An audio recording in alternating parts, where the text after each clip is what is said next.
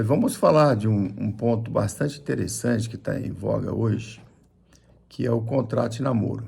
A professora Letícia Maculan tem um artigo muito interessante que trata sobre isso. Vamos discutir um pouco sobre isso para ver a sua legalidade, a jurisprudência e como é que deve ser. Vamos qualificar um pouco sobre o namoro. O namoro qualificado é reflexo da atualização e flexibilização de costumes, tem sido objeto de menções doutrinárias no sentido de ser denso o suficiente para se assemelhar à união estável, mas também ser despretensioso o bastante para dela se distanciar. O ponto de afastamento é exatamente o pressuposto subjetivo. Falta aos atores a intenção de formar a família tradicional e protegida, cujo projeto fica para o momento que for decisão do casal. Numa afeição moderna e aberta, liberal, especialmente entre pessoas adultas, que já vêm de relacionamento anteriores, eventualmente com filhos, o namoro implica igualmente convivência íntima, inclusive sexual. Os namorados coabitam, frequentam as respectivas casas, comparecem a eventos sociais, viajam juntos, demonstram para os que do seu meio social ou profissional que entre os dois há uma afetividade, um relacionamento amoroso.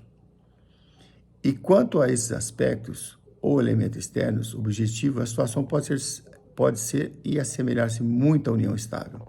Parece, mas não é união estável, pois falta um elemento imprescindível da entidade familiar, o elemento interior, anímico, subjetivo, ainda que o relacionamento seja prolongado, consolidado e por isso tenha sido chamado de namoro qualificado, os namorados, por mais profundo que seja o envolvimento deles, não desejam e não querem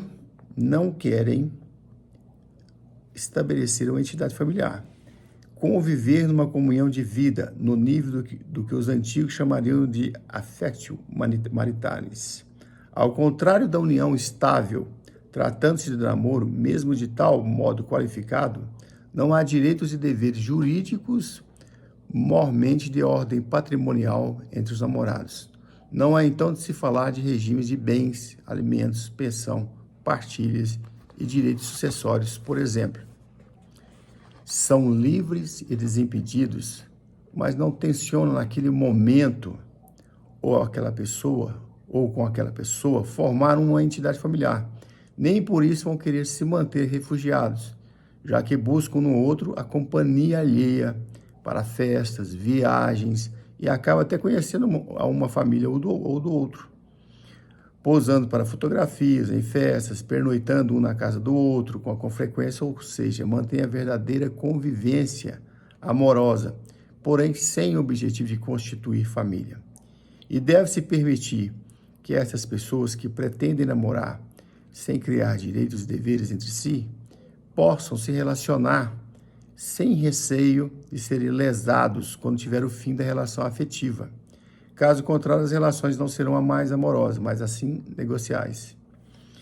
De modo que antes de iniciar qualquer aproximação, os pares deverão celebrar contrato de namoro para resguardarem seu patrimônio. Então, o contrato de namoro hoje vem em um acordo feito no momento da convivência do casal. Continuamos no próximo ponto.